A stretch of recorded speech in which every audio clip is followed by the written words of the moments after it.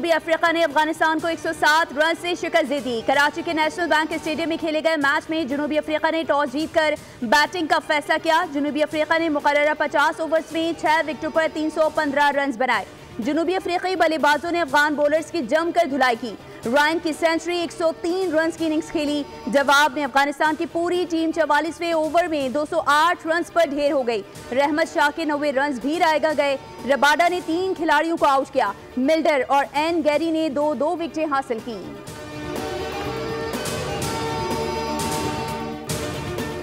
ICC champions trophy के group A में New Zealand की टीम पॉइंट्स टेबल पर सरे फहरिस्त। ग्रुप बी में जनूबी अफ्रीका की पहली पोजीशन, अफगानिस्तान को हराकर 2 पॉइंट्स हासिल कर लिए। कीवीज ने पाकिस्तान को पहले मैच में शिकस्त देकर 2 पॉइंट्स हासिल किए थे। भारतीय टीम के भी 2 पॉइंट्स हैं, लेकिन वो नेट रन रेट के लिहाज से न्यूजीलैंड से पीछे है। पाकिस्तान मनफी नेट रन रेट के साथ चौथे और आखिरी नंबर पर है।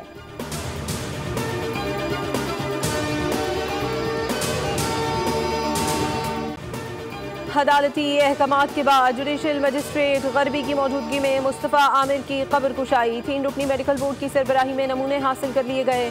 नमूने जामिया कराची की फॉरेंसिक लेबॉरेटरी भिजवाए जाएंगे। रिपोर्ट 3 से 4 रोज में आएगी। Police surgeon doctor Sumaiya Syed का कहना है कि लाश बहुत ज़्यादा जली हुई है, वजह मौत का तयन नहीं हो सकेगा। नमूने लेने के लिए भी बहुत ज़्यादा मुश्किल हुई। डीएनए की रिपोर्ट आने के बाद लाश मुस्तफ़ा के अहले खाना के हवाले कर दी जाएगी। मुस्तफ़ा आमिर के नमूने लेने के बाद लाश ईदी हुक्काम के हवाले कर दी गई।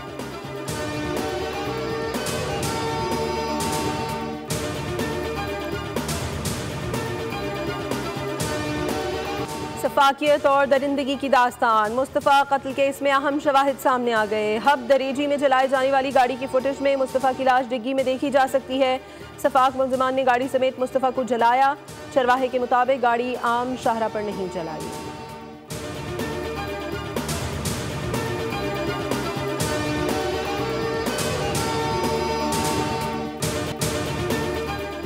खरबों रुपए के टैक्स मुकदमात अशरों से ज़ेरे इल्तवा है। मुल्क भर में साइलिन तेज इंसाफ के ख्वाह थे।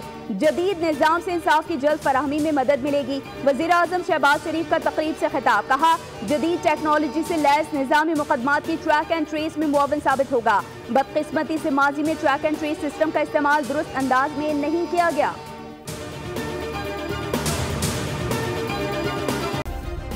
सब्सक्राइब करें और बेल दबाएं ताकि कोई खबर रह न जाए।